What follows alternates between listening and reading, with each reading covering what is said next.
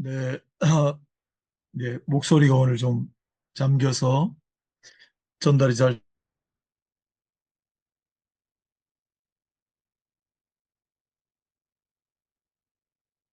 조금 제가 진도표 드린 거하고 한 주 차이가 나는 것 같습니다.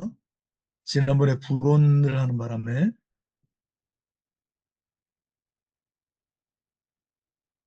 네, 오늘은 절망은 죄다 편에서 죄의 소크라테스적인 정의 부분을 하도록 하겠습니다. 오늘 또 처음 오시는 분들이 있고 한데, 오늘 이제 할 내용을 전체적으로 미리 좀 개관을 하면, 아, 죄란 무엇인가를 조금 생각할 수 있게 되고, 또, 어, 알미라는 거하고 행동이라는 거하고, 즉, 지와 행의 어떤 관계를 조금 묵상할 수 있을 것 같고, 전체적으로 간략하게 결론을 미리 제시를 하면, 소크라테스적인 정의는 한마디로 이 문장입니다. 죄는 무지다. 무지에서 비롯된다. 그래서 소크라테스적인 정의에 따르면 알면 죄를 범하지 않게 되는 거죠. 그러나 기르케고르는 그걸 굉장히 존중하면서도 그런 소크라테스적인 정의마저도 이루어지지 않는 현실 혹은 교회를 비판하면서도 그 이상되는, 즉 소크라테스는 죄를 인식의 차원에서 봤는데 기르케고르는 의지, 의사의 차원까지 포괄해야 한다라는 입장이죠. 그래서 이것 또한 인식과 의사에 관련된, 사실 그 형법에서 범죄론을 할 때 고의라는 거 있잖아요. 고의가 뭐냐 정의를 하는 학설이 인식설하고 의사설 두 개로 나뉘어요. 그 범주하고 똑같습니다. 그래서 따지자면 소크라테스는 인식설을 강조하는 거고 키르케고르는 더 나아가서 의사설을 강조한다. 이렇게 보시면 될 것 같아요. 제가 그 부분은 자세히 주석에 안 적어놨습니다만 관련되는 부분에 좀 설명을 해드리겠습니다. 죄가 나오기 때문에 이게 또 제 전문 분야라 한번 읽어보겠습니다.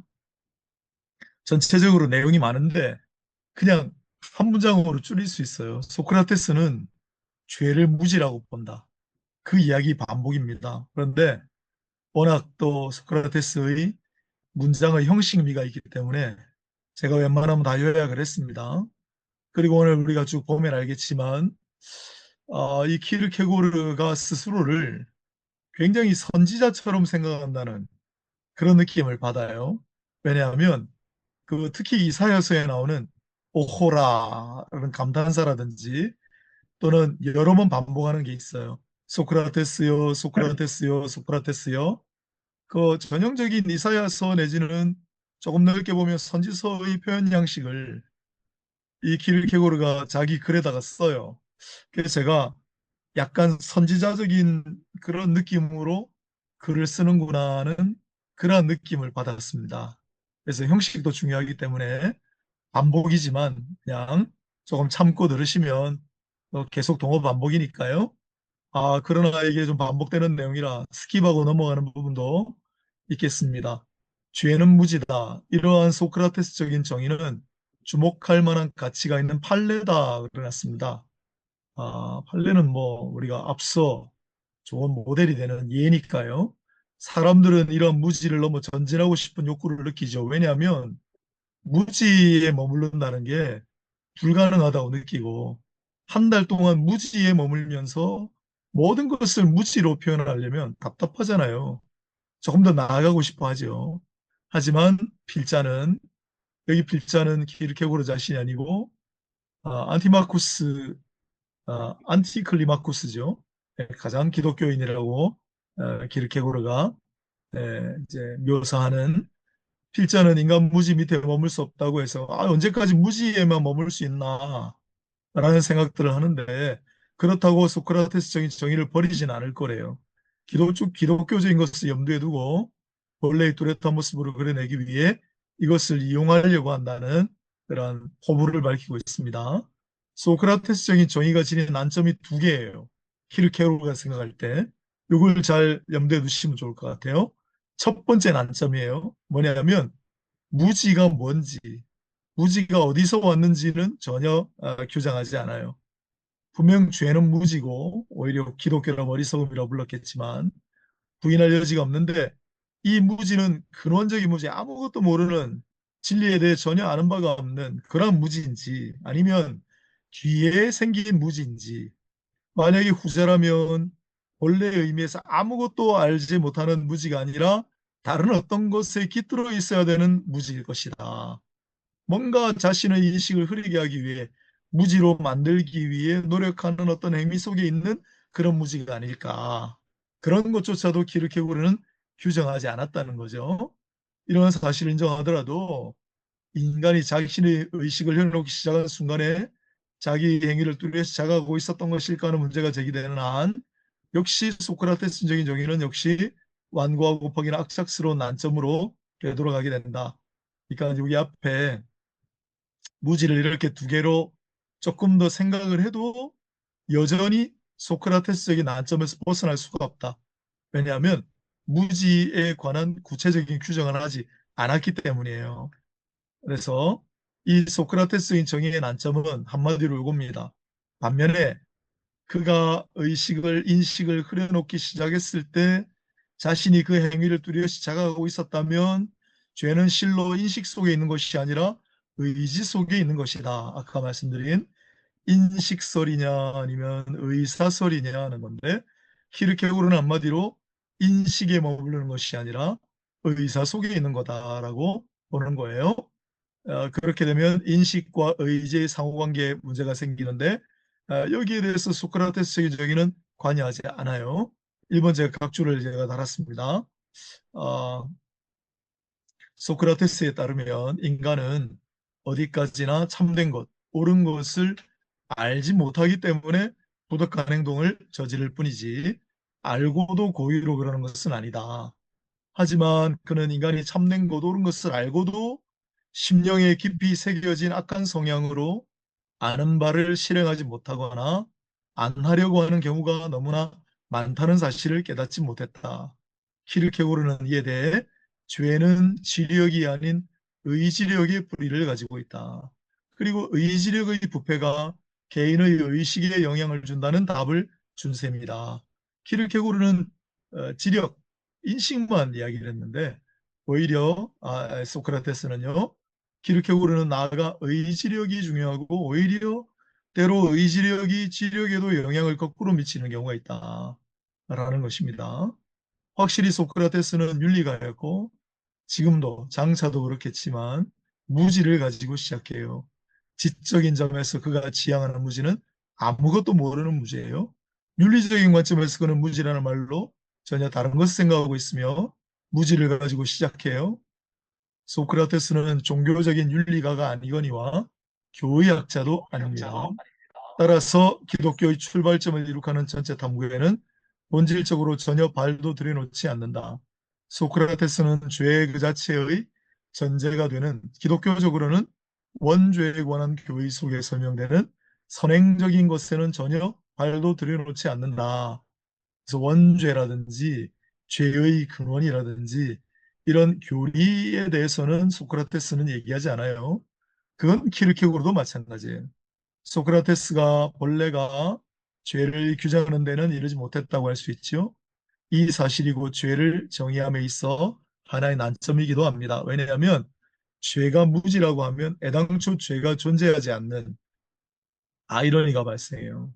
왜냐하면 죄가 옳은 것에 관한 무지라고 하고 무지 때문에 옳지 못한 짓을 하는 것이 죄라고 한다면 몰랐기 때문에 또 옳은 것을 알면서 옳지 못한 것을 알고 옳지 않은 것을 알면서 옳지 못한 거라는 것도 결코 존재할 수가 없죠. 왜냐하면 옳은 것을 알면 옳은 것 할 수밖에 없고 옳지 못한 것을 알면 옳지 못한 일을 하지 않을 것이기 때문에 죄가 존재하지를 않아요. 소크라테스의 이 규정에 따르면 죄가 존재할 수가 없죠. 그거 제가 각주를 달아놨는데 소크라테스에 있어서 지와 행은 하나다. 즉 소크라테스 입장도 선지후행이 아니라 이게 재미있는 건데 우리 이제 보통 성리학, 주자학이라고 하잖아요. 성리학이나 주자학은 선지후행입니다. 먼저 알고 후에 행한다. 그런데 후에 나온 왕양명은 지행합의를 주장했죠. 아는 것과 행하는 것은 하나다. 그래서 소크라테스는 선지후행이 아니라 지행합의의 입장입니다. 알면 행하게 되어 있다. 또한 나아가 지행뿐만 아니라 소크라테스는 지덕복 합일설, 즉 아는 것과 덕을 행하는 것과 복은 행복은 하나다라는 입장이죠. 지덕복 합일설. 그러니까 소크라테스에 있어서 가장 중요한 것은 아는 거죠. 알면 행하고 행복하게 돼요.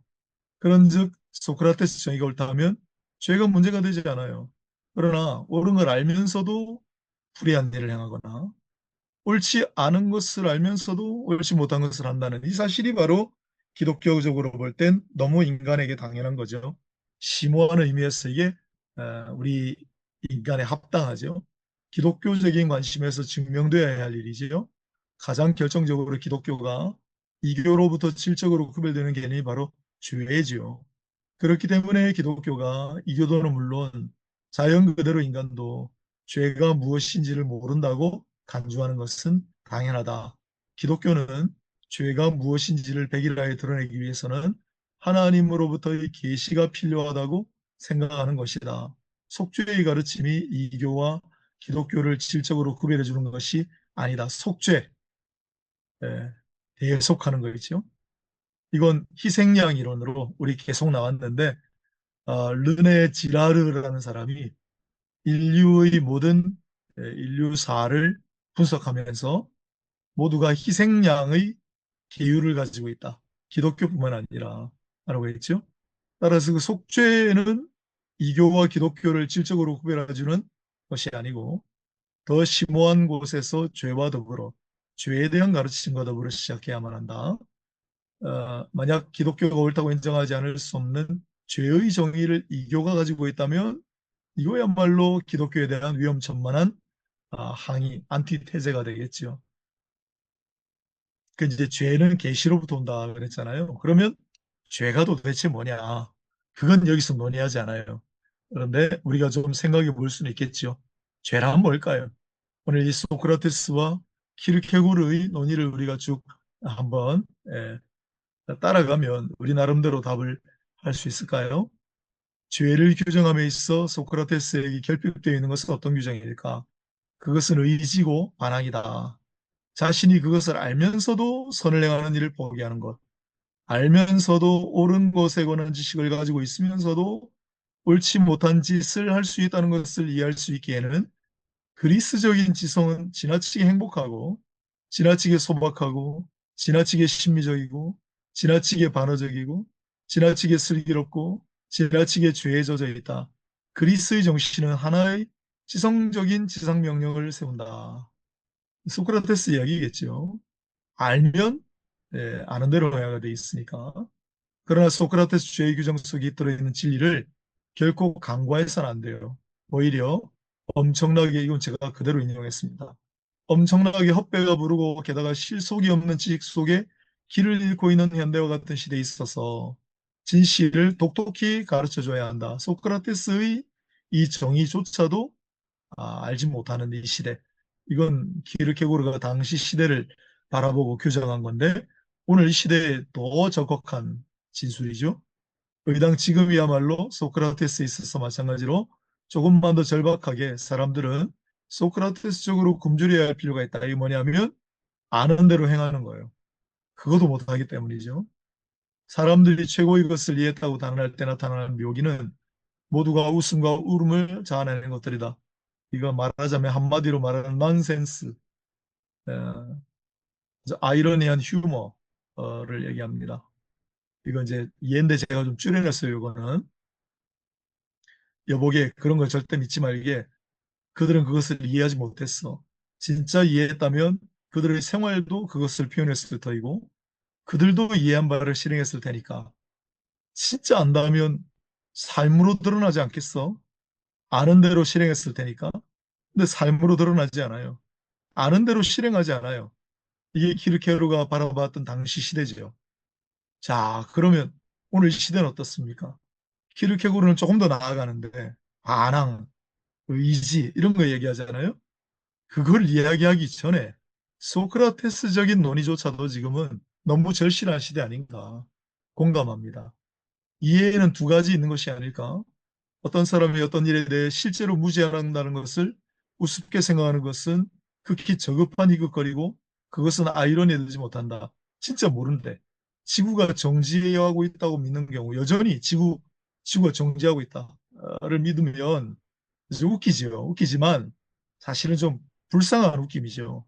그런 어떤 사람이 버티고 서서 옳은 말을 하면서 이해하는 듯해도 전혀 반대되는 일을 한다면 이거는 진짜 웃기는 일인데 예를 듭니다. 눈물까지 흘려가면서 진리를 위해 자기의 생명을 바친 숭고한 정신의 이야기를 듣고 말하면서도 다음 순간에 눈물이 마르기도 전에 전력을 다해 거짓을 도와 승리하도록 야단법석을 한다면 이것만큼 웃기는 일이 없다는 거죠.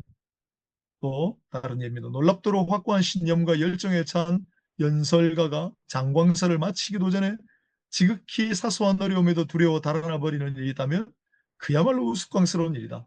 세상의 어떠한가 진리를 이해한 사람이 스스로 이해한 것을 행동으로 확인할 수 없다면 그야말로 우스꽝스러운 일이다. 이해한 대로 아는 대로 전혀 행동하지 않는 거야말로 그것만큼 웃기는 일이 어디 있는가. 아, 그리스도께서 얼마나 천한종의 모습으로 두루 다니셨고 얼마나 가난하셨고 얼마나 비웃음을 받으셨고 얼마나 침뱉음을 받으셨는지 이런 모두를 완전히 이해했다고 확신하는 사람이 세속적 의미에서 평안하다고 할 수 있는 것을 도피해서 가장 안전하게 처세하는 모습을 볼 때 웃기는 일이라는 거죠. 거기서 좌우로부터 조금이라도 달갑지 않은 바람이라도 불어오려고 하면 마치 자기 생명을 해치기라도 하는 마냥 전전긍긍하고 자신이 세상 모든 일로부터 존경을 받는 사실로 인해 행복을 느끼고 몹시 우쭐하여 이윽고는 중심으로 하나님께 감사하려고까지 하는 모습을 볼 때 이게 아마 당시에 윈스터 주교를 가리키는 말일 것이다라고 이창호 목사님이 주석을 다루셨습니다. 필자는 마음속으로 몇 번이나 다음과 같이 말했는지 모른다. 소크라테스요, 저기, 소크라테스요, 네네. 소크라테스요. 제 딴에는 목사님, 이해했다고 주장하는 그것을 과연 이 사람이 이해할 수가 있었겠소? 목사님, 예, 네, 저기, 죄송한데요. 지금 여기 줌이 지금 조금 문제가 생겨가지고, 네, 지금 한 5분 후에 여기가 종료가 될 것 같아요. 그래서 네. 혹시 이창호 목사님께서 줌을 새로 한번 조금 오픈을 조금 해주실 수 있을까요? 목사님, 요거, 예. 아, 예, 알겠습니다. 그러면 다 네네. 나갔어요. 너무 죄송합니다. 네네. 그래서 다시 다 나갔다가 이창호 예. 목사님 네, 오픈해 주시면 다시 들어와야 될 것 같아요. 그래서, 네, 아, 예. 예, 지금, 예, 제가 좀 본의 아니게 좀, 예, 이게 지장을 줘서 죄송합니다. 하여튼, 아, 예. 아닙니다. 하고, 네, 네네. 다시 한 번만 좀 나갔다가 다시 한번 들어오도록 네, 하겠습니다. 네네. 네. 네. 네, 여기까지 했죠? 네. 아, 그래서 다 못 들어오셨는데, 아직? 예, 조금만 기다리지요. 네, 예. 자, 여기까지 뭐 그렇게 어려운 내용은 없지요. 네. 아까 우리 같이 봤는데, 선지후행, 또 지행합일 이 부분은, 님이 아, 굉장히 재밌습니다. 그래서 우리 성리학, 주자학이 사실 동양 철학의 가장 절정이죠. 그리고 최근에 오히려 그 양명학보다 성리학이 말하자면 그 실제 참된 행위에 더 적합한 이론이다라는 반론도 있지만 그러나 뭐 지금까지는 어, 조금 여담이지만 다른 분들 들어오실 때까지 그 양명학이 우리 조선 말에 한국에 들어왔잖아요. 그 양명학을 받아들인 사람이 거의 정권에서 조금 밀려난 또 초야에 응거하는 학자들이 많았는데 남인학자 계열들 특히 강화 학파들이 양명학을 받아들여 가지고 하나의 학파를 형성했는데 이 양명학이 이제 말하자면 어 하여튼 뭐 지행합일 또 심즉 리 마음속이 결국은 리다 이런 뭐 이런 내용들을 좀 다뤘는데 그 양명학자들이 거의 많은 분들이 그리스도인이 되어 또 특히 광화도에 에, 교회가 또 많이 세워지고 하는 그래서 아마 이 양명학하고 기독교 관계도 조금 예, 좀 연구를 해보면 상당히 흥미로운 주제가 될 것이다 라는 생각을 가지고 있습니다. 네, 어느 정도 들어오셨나 모르겠네요. 자, 그러면 계속하겠습니다. 그래서 이 부분이요. 소크라테스요, 소크라테스요, 소크라테스요. 제 딴에 이해했다고 주장하는 그것을 과연 이 사람이 이해할 수가 있었겠소? 자기 딴에는 그리스도의 낮아지심, 그리스도의 고난받으심. 나 이해했어. 하지만 전혀 그렇게 살지 않는 그런 사람들이 진짜 이해했겠어? 라는 얘기죠. 예, 진짜 이해하지 못했다는 거예요. 소크라테스에게 묻는 거죠. 필자는 이렇게 말하고, 그와 동시에 필자는 소크라테스가 정당하였으면 하고 원하였다. 그대는 이런 사람을 광대로 만들고 부질없는 친구로 웃음거리로 만들었다. 네, 알지도 못하면서 안다고 하는 사람들, 참된 알의 실천도 없는 사람들을 광대로 웃음거리로 만들었죠. 그렇다면 필자가 그에게 희극의 잔치를 베풀고 시종을 든다고 해도 그대도 반대하진 않을 것이고 오히려 갈채까지도 해줄 것이다. 제가 이해하기로는 위에 있는 사람들, 뭐 전혀 이해한다고 하면서도 그렇게 행하지 않는 사람들을 나도 소크라테스와 마찬가지로 희화시켜도 소크라테스 그대는 갈채해 주지 않을까. 소크라테스요, 소크라테스요, 소크라테스요. 사람들은 그대 이름을 3번 연속해서 불러야 할 것이다. 필요하다면 10번이라도 불러야 하리라.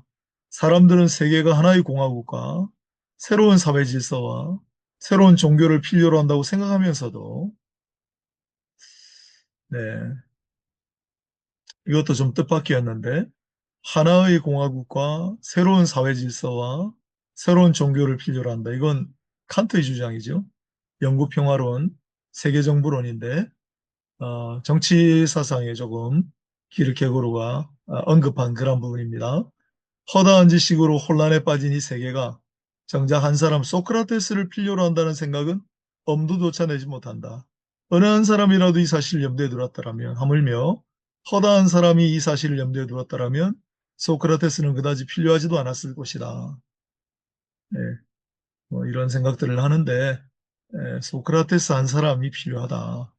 그 사실을 사람들이 알지 못하고 염두에 두지 않는다는 거겠죠.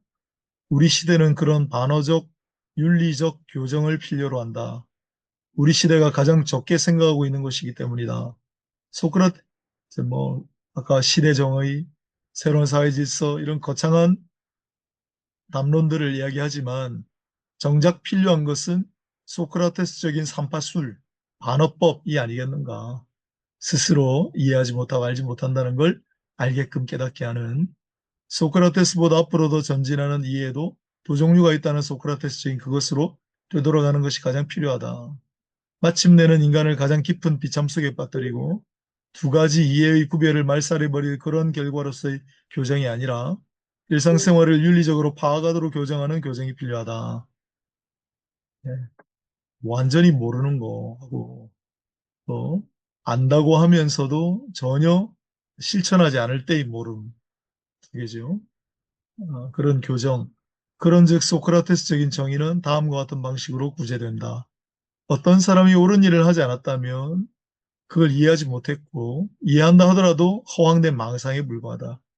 이해했다고 단언하더라도 그릇된 방향 파악이다. 이해했다고 우겨댄다면 엄청나게 먼 우회로를 따라 먼 거리에 떨어져 있는 것이다. 어떤 사람이 옳은 일을 하면 확실히 죄를 범하지 않을 것이다. 옳은 일을 하지 않는다면 이해를 못한 것이다. 진실로 이해했다면 실천하게끔 했을 것이고 이 사실은 낭장글을 이해의 진폭계로 만들었을 것이다. 진폭계, 측정계. 그래서 올바른 일을 실천하면 이해한 거예요. 옳은 일 하지 않았으면 이해하지 못한 거예요. 따라서 죄는 무지다. 에르고라는 말 썼죠. 뒤에 또 나옵니다. 그러므로라는 말이죠. 그렇다면 소크라테스적인 정의의 난점은 또 어디에 있을까? 또 하나 더 있습니다. 이해에서 행위로 옮아가는 이행에 관한 변증법적인 규정이 결핍되어 있다는 사실이죠. 자, 이해했으면 행위로 옮아간다고 얘기했죠. 소크라테스는 이해하면 당연히 행위로 옮아간다. 근데 키르케고르는 그건 아니다라는 거죠. 그게 부족하다는 거죠. 기독교적인 것은 이 이행이 있어서 시작된다. 거기서 시작해서 길을 더욱 전진함으로 기독교적인 것은 죄가 의지 속에 있는 것을 밝힌다. 반항이라는 개념까지 도달한다. 즉 이해하면서도 반항하는 거죠. 그 끝을 빈틈없이 꽉 마무리하기 위해 원죄의 교의를 부과한다. 왜 반항하느냐? 원죄 때문이라는 거죠. 왜냐하면 오호라 이런 부분. 이게 이제 선지서에 나오는 이사야서에 나오는 특징이거든요. 아라고 이제 표현하는 감탄사인데 요거 많이 써놨어요. 오호라 사변에 있어서 파악의 비밀은 최후의 마무리 없이 실에다 매듭을 짓지 않고 바느질을 해가는 점에 있다. 사변 철학을 얘기해요. 추상적인 철학. 예. 지난번에 제가 좀 설명했는데도 우리 오기영께서 그래도 잘 모르시게 삼각형 하신 존재란 무엇인가, 진리는 뭔가 이런 것들이죠. 초월은 무엇인가 생각하는 거예요. 이건 그냥 끊임없이 끝없이 생각하는 거죠. 그러니까 매듭지지 않고 한없이 바느질할 수 있는 거죠. 그러나 기독교는 끝에 실 묵시가 있어가지고 원죄가 그거죠. 사변은 오호라 이상도 해라 한없이 바느질을 할 수 있고 어디까지라도 실을 끌고 갈 수 있고 생각하는 건 뭐 무한이죠. 반면에 기독교는 역설의 도움을 받아 최후를 마무리해요. 외톨이인 현실적인 인간이 문제시되지 않는 이건 신 앞에선 단독자라고 그랬죠. 순수한 관념의 세계, 사변 철학입니다. 이 이행은 필연성을 가지고 과정에 아무런 곤란이 없다. 즉 이해하면 행위해요. 이것이 그리스적인 소크라테스적인 거예요.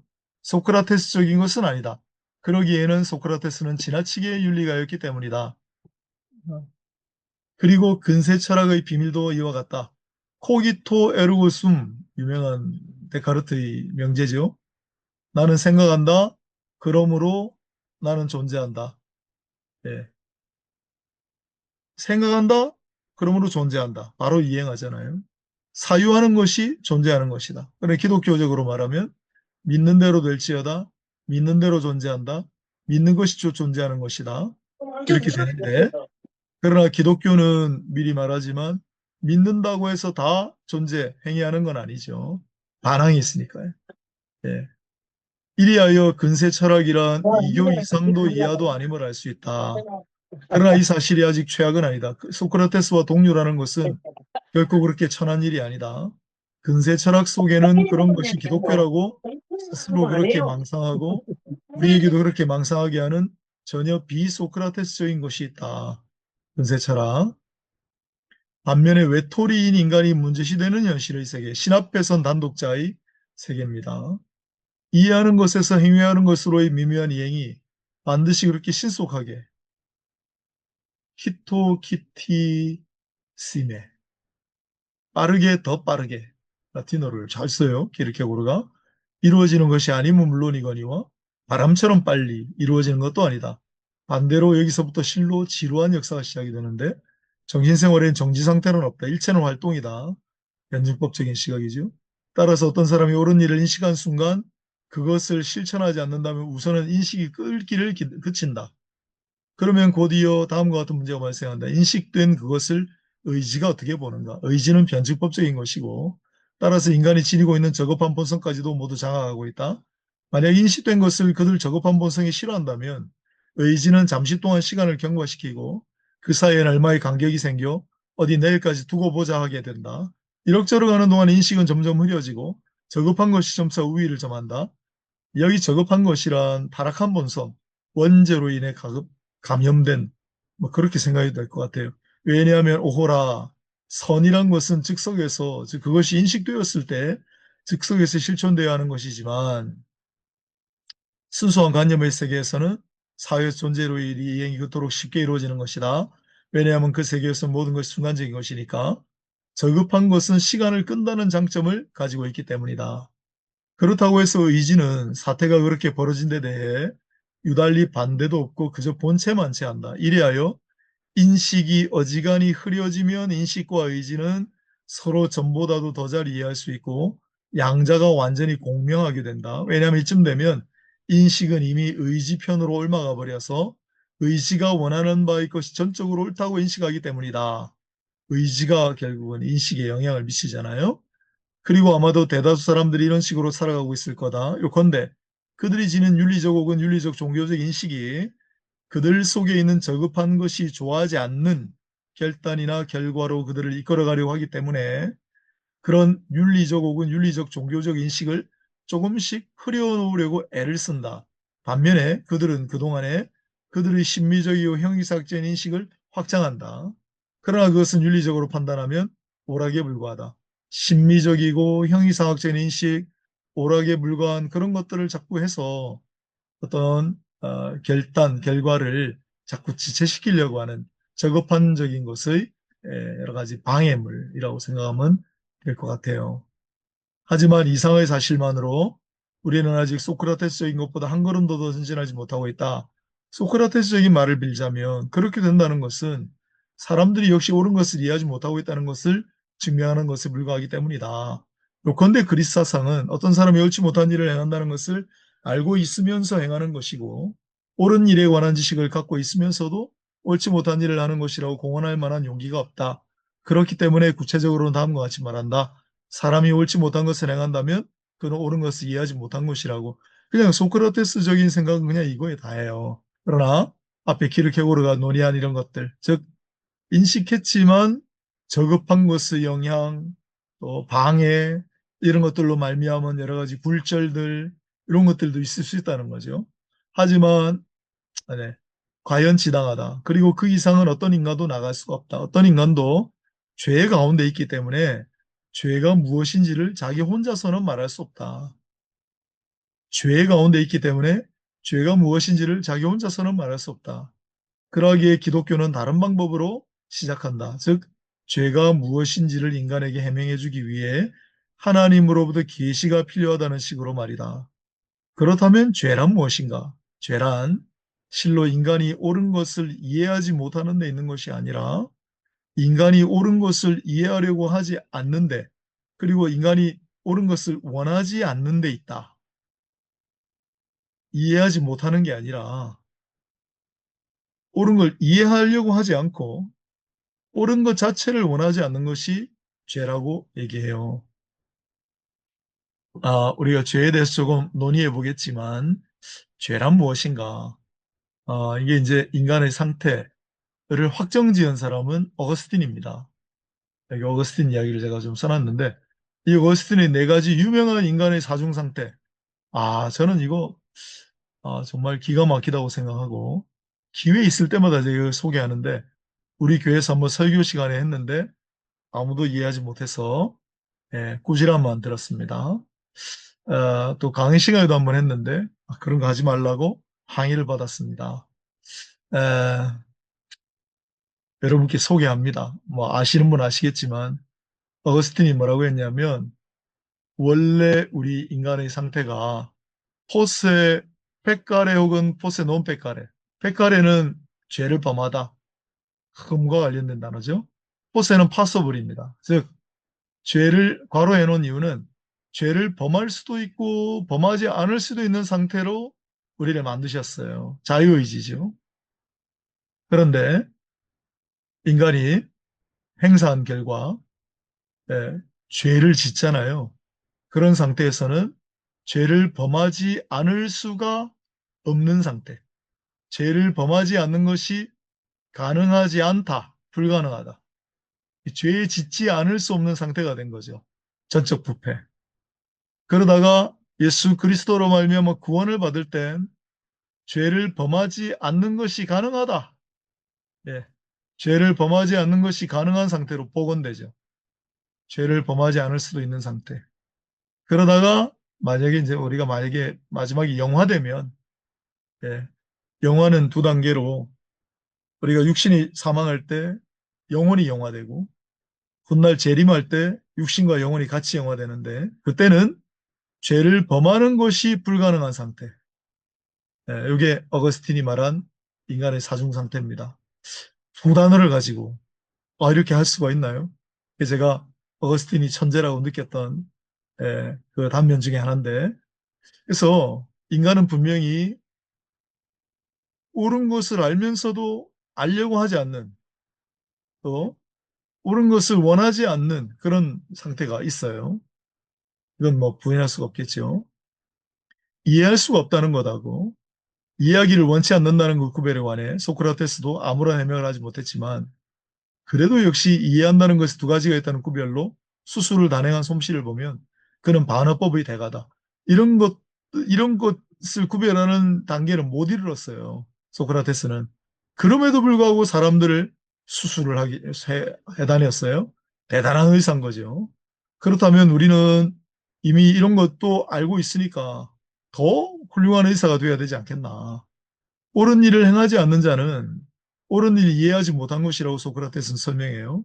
그러나 기독교는 한 걸음 더 소급하여 옳은 것을 이해하지 못한 것은 옳은 일을 이해하려고 하지 않기 때문이고 그것은 그가 옳은 일을 원치 않기 때문이라고 할 수 있어요. 그리고 기독교는 계속해서 사람은 옳은 일을 이해하고 있음에도 불구하고 옳지 못한 일을 하고 옳은 일을 이해하고 있음에도 불구하고 옳은 일하기를 게을리하는 것이라고 가르치고 있어요. 간단히 말해서 죄에 관한 기독교의 가르침은 인간에 대한 힐책 것이고 비난에 더한 비난입니다. 신적인 자가 고발자가 되어 인간을 상대로 제기한 고발이에요. 그러나 인간된 자 중 누가 이런 기독교적인 것을 깨달을 수 있을까? 절대 불가능하다. 애당초 기독교적인 것은 그런 것이고 그것 때문에 실족도 생긴다. 그것은 믿어야만 하는 것이다. 깨닫는다는 것은 인간적인 것에 대한 인간의 파악이지만 믿는다는 것은 신적인 것에 대한 인간의 공개다. 그렇다면 기독교는 이 깨달을 수 없는 것을 어떻게 설명하는 것일까? 실로 당연한 일이지만 똑같이 깨달을 수 없는 방법으로, 즉 그것이 계시된다는 사실로 설명한다. 계시로 깨닫는다. 따라서 기독교적으로 이해한다면 죄는 의지 속에 있는 것이지 인식 속에 있는 것이 아니다. 그리고 이 의지의 타락이야말로 개개인의 의식을 초월해 있다. 이것은 극히 당연한 일이다. 왜냐하면 그렇지 않다면 각 개인은 죄가 어떻게 시작되었는가 하는 문제를 제기하지 않을 수 없기 때문이다. 키르케고르의 죄는 의지와 관련이 있습니다. 자유의지, 불안도 자유의지와 관련이 있었죠. 의지. 그래서 아까 말씀드린 대로 우리 형법에서 죄를 고의를 얘기할 때 고의로 인한 죄, 고의가 인식에서 비롯되는가 의사에서 비롯되는가 할 때 의사설이 다수예요.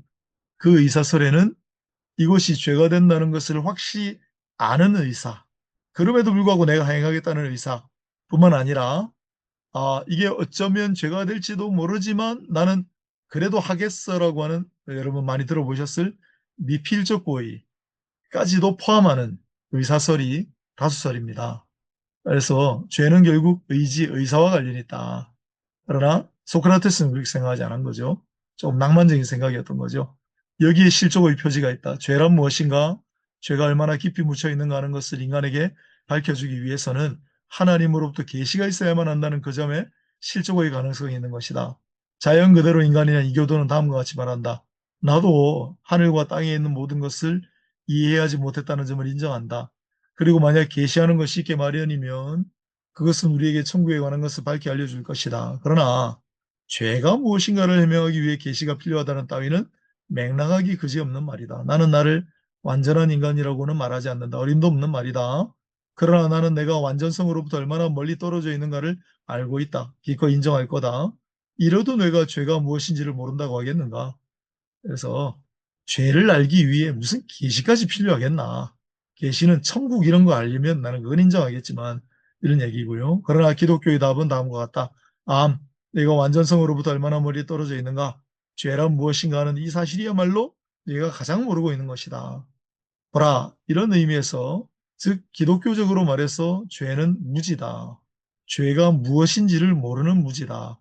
그러므로 이리에서 부여된 죄의 정의는 다시 다음과 같이 보충되어야 한다. 즉, 죄란 하나님으로부터의 계시로 말미암아 죄가 무엇인지 해명된 후에 하나님 앞에서 절망하여 자기 자신이라고 하지 않는 것, 혹은 절망하여 자기 자신이라고 하는 것이다. 죄는 무지인데 보충돼야 될 게 있다는 거죠. 죄는 무지인데 그러나 하나님으로부터 계시로 말미암아 죄가 무엇인지 해명된 후에 알게 된 후에도 절망하여 자기 자신이라고 하지 않는 것, 원 절망하여 자기 자신이라고 하는 것. 즉 죄에 대한 정의가 새로 나옵니다. 키르케고르가 말하는 죄는 무지로부터 이루는 출발하지만 계시로부터 알고 그 이후에 절망하여 나약성으로 말미암아 자기 자신이라고 하지 않는 것이나 반항으로 말미암아 자기 자신이라고 하는 것, 그것이 죄다라는 정의로 이어졌습니다. 자, 오늘 이상 여기까지인데요. 아, 죄란 무엇인가? 소크라테스의 죄의 정의, 그 소크라테스 죄의 정의의 난점 두 가지, 또 키르케고르가 말하는 죄의 정의를 살펴봤고요. 관련해서 기독교적인 죄라고 할 때 죄란 무엇인가, 계시로부터 죄란 무엇인가, 죄의 정의는 무엇일까를 우리가 또 나름대로 생각해 볼 여지도 좀 남겨드렸습니다. 이상으로 오늘 발제를 마치도록 하겠습니다. 수고하셨습니다. 예, 홍석진 목사님, 감사합니다. 혹시, 들으시고 궁금하신 거나 읽으면서 어려움 있던 거나 이런 거 자유롭게 한번 토론할 수 있는 시간을 갖도록 하겠습니다.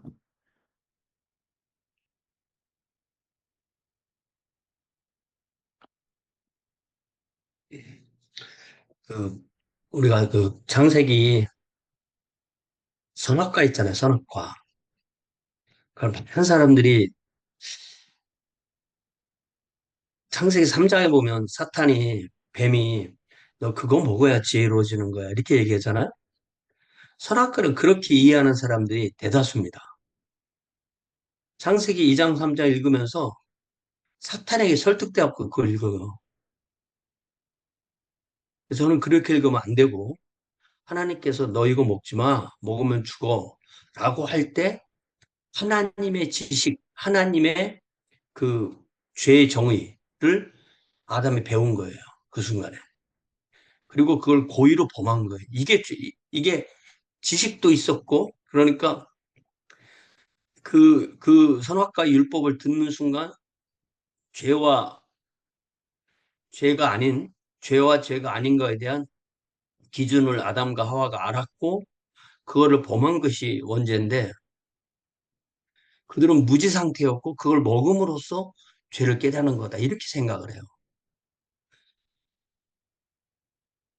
제가 바로 이해한 건가요? 저는 이게 신약 마가복음 16장에 너희는 천하에 다니며 복음을 전하라. 믿는 사람들은 구원받을 것이고 믿지 않는 사람들은 멸망할 것이다. 라는 그 말씀과 둘이 짝이 돼서 선악을 알게 하는 거를 그 열매를 먹지 않아야 살고 예수를 믿어야 사는 거. 이게 구약에서 하나님 기준, 신약에서 하나님 기준인데 그 기준을 사람 걸로 바꿔오는 거. 선악과 먹어야 사는 거야. 이거 사람의 기준이죠. 사탄의 기준이죠. 예수 믿으면 멍청해지는 거야. 예수 안 믿어 사는 거야. 이게 세상의 기준이죠. 저는 그 둘이 서로 그렇게 짝을 이룬다고 믿거든요. 그래서 그 출발점이 이 선악과라는 그 말씀을 딱 들었을 그 순간부터 하나님의 기준이 정해지고 그것이 무엇인지를 정확하게 알고 있었고 그걸 알고 있었기 때문에 그걸 먹은 것이고 죄가 되는 거지. 그것이 뭔지도 모르고 그걸 먹어야만 무엇을 알았다면 그거는 이미 그 말이 앞뒤가 안 맞는 거죠. 저는 이거를 꽤 오랫동안 이렇게 가르쳤는데 이 부분을 잘 몰라. 그거 좀 불확실한 거야. 저는 왜 그 부분을 이렇게 모호하게 설명하는지 그게 좀 궁금해요. 혹시 제가 잘못 이해하고 있나요? 홍석진 목사님 이게 그런 뭐 범죄 이런 그런 죄 이런 데에서도 굉장히 중요한 걸 아까 말씀하셨잖아요. 그 선악과 이제 이게 성경이 흥미로운 부분이 죄가 무엇이라는 걸 정의를 안 해줘요. 선악과 사건 그거 딱 하나 던져주고 이게 이제 죄라는 거잖아요. 그래서 방금 말씀하신 대로 뭔지 몰랐기 때문에 그건 말이 안 되고 그래서 뭐 거의 대부분 전통적인 이제 신학은 선악과를 따먹은 행위가 불신앙이라고 생각을 하죠. 네. 알고서 그러나 믿지 않았기 때문에 따먹은 거잖아요. 따먹지 말라고 했는데. 그러니까 몰랐다는 건 말이 안 되죠. 무지로부터 죄가 말미암았다는 건 말이 안 되죠. 신학적으로는. 그러니까 이제 의지로부터 말미암았다고 결국은 인식설하고 의사설을 만약에 가른다면 성경적인 죄는 의사설이 돼야죠. 절대 인식설이 될 수가 없죠. 네. 소크라테스의 죄의 정의는 무지, 그냥 인식설이잖아요. 모르기 때문에 죄를 범한다. 근데 절대 성경적인 죄는 그렇게 될 수가 없죠. 의사설이죠. 의지로 된 거죠. 그런데 우리가 이제 계속 논의를 해왔지만 그러면 알면서 왜 따먹었냐? 그거 되잖아요. 그거 불안해서 그렇다라고 키르케고르가 답을 제시를 한 거죠. 왜? 그 왜 불안했냐?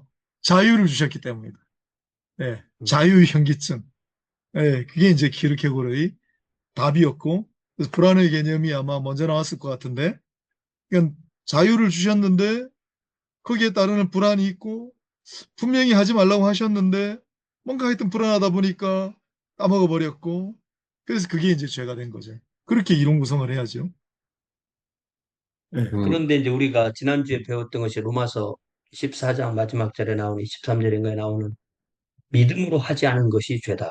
그거. 그리고 요한복음 16장 9절에서 죄라 함은 성령께서 오셔서 우리 죄를 깨닫게 하는데 죄라 함은 그 사람들이 나를 믿지 않았기 때문이다. 이게 대통하는 말씀이거든요. 선악과를 먹으면 의, 먹지 않으면 죄.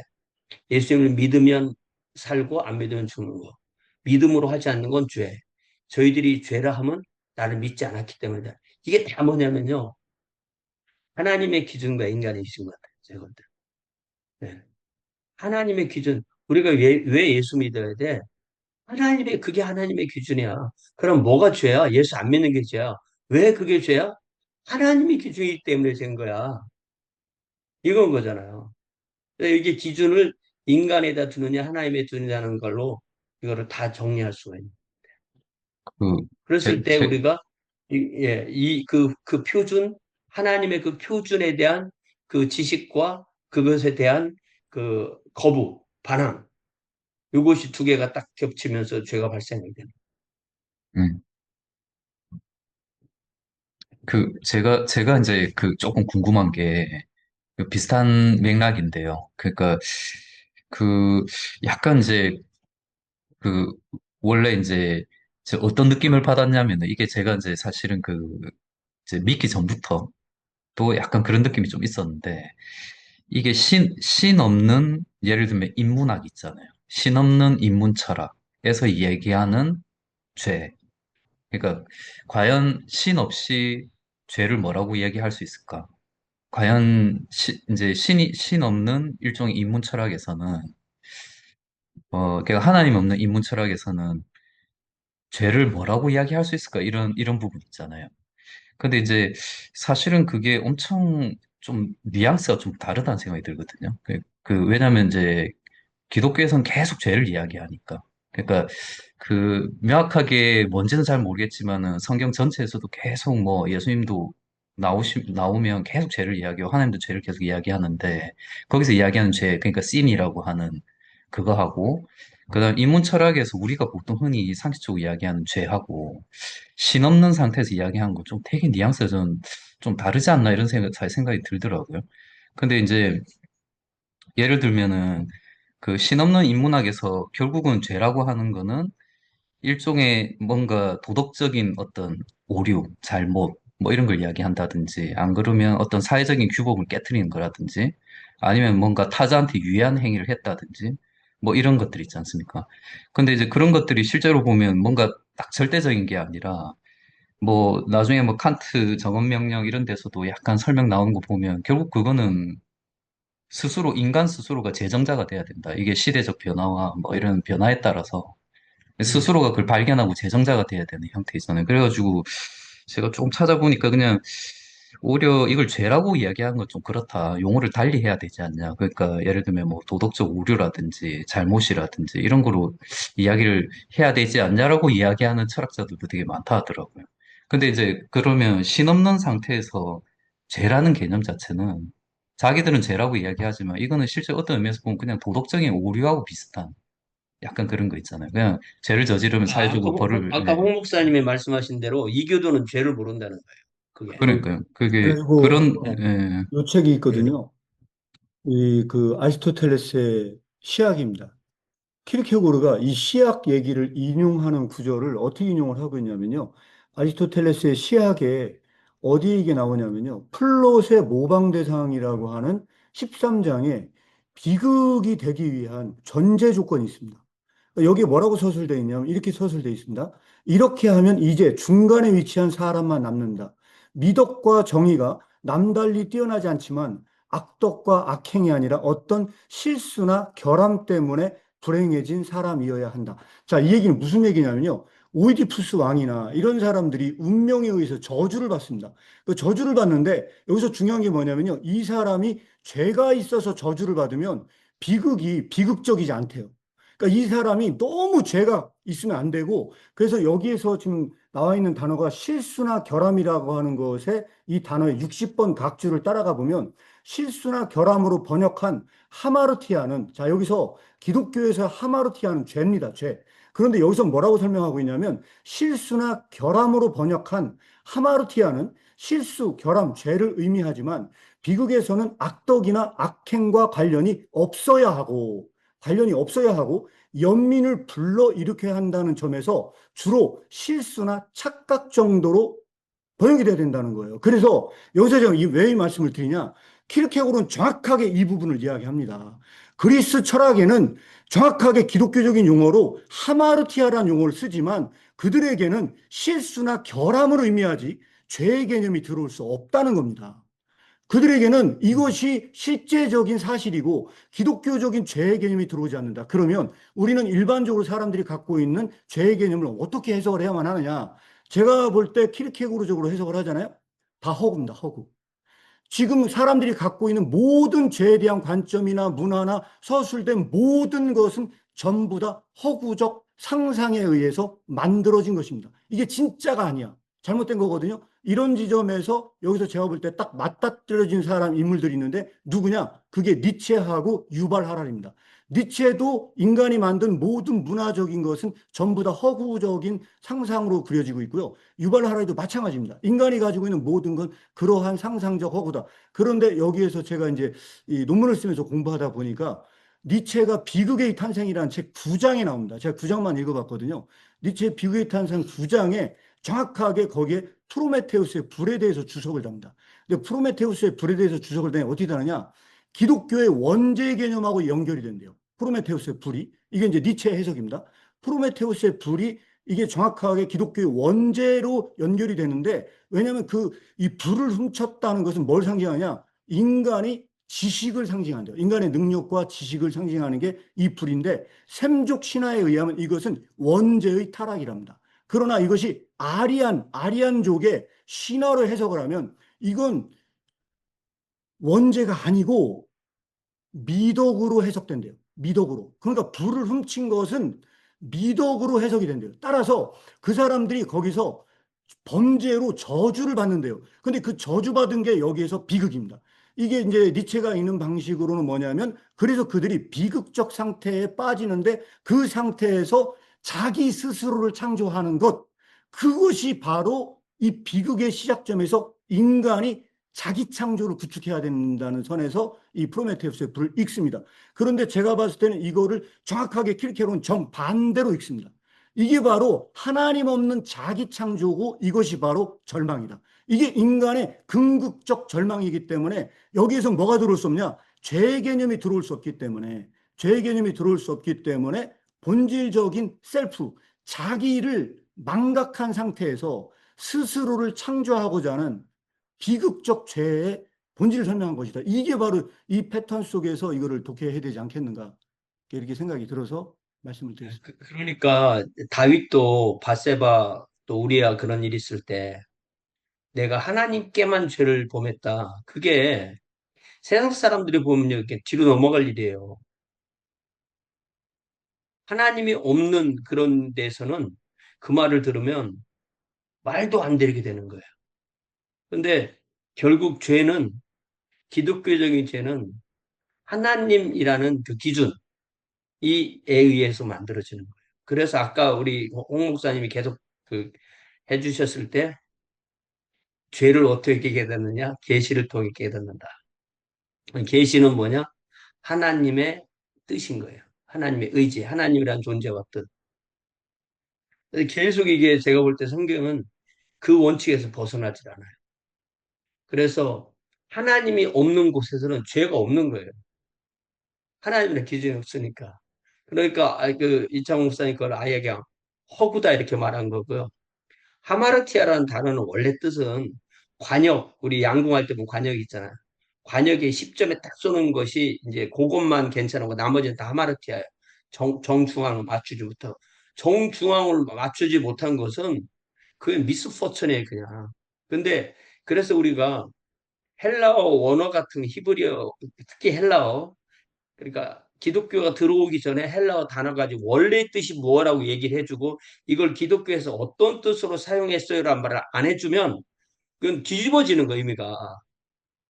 그러면은 이 그리스적 정의로 돌아가 버리는. 그러나 기독교는 그 단어를 가져다가 기독교에서는 이렇게 의미가 발전해서 쓰여요. 이 말을 반드시 해줘야 되는 거야. 그랬을 때 아까 이창호 목사님이 기독교에서의 하마르티아와 이 기독교 이전의 그리스에서 그 단어의 뜻은 다릅니다. 이렇게 얘기한 그것도 연결되는 거죠. 결국은 제가 얘기하고자 하는 핵심은 결국 기독교에서의 핵심은 하나님이 내 앞에 계시는가. 예, 기준으로서. 그리고 내가 기준이 아니고 하나님의 기준이야. 이거를 정확하게 알 때 죄의 개념이 정확하게 들어오는 것이고 그 모든 말씀의 가장 핵심은 결국은 요한복음 16장 9절에 죄라 함은 저희들이 나를 믿지 않았기 때문이다. 다시 말하면 회개는 우리가 신앙으로 돌아가는 거고 그러면 결국은 어, 믿는 것, 믿지 않는 것, 죄가 아닌 것, 정확하게 정의가 그렇게 되는 거죠. 세상에서의 죄의 기준은 윤리잖아요. 윤리. 그러나 기독교에서의 죄의 정의는 신앙이란 말이에요. 믿음으로 하지 않은 것. 그래서 저는 키르케고르가 그런 것을 너무너무 정확하게 정리해서 잘 설명해 줬고, 우리가 이런 공부를 함으로써 그런 하나님의 표준에 자신을 우리는 맞출 수 있다는 게 아주 우리한테는 큰 복인 것 같아요. 이런 시간에. 예.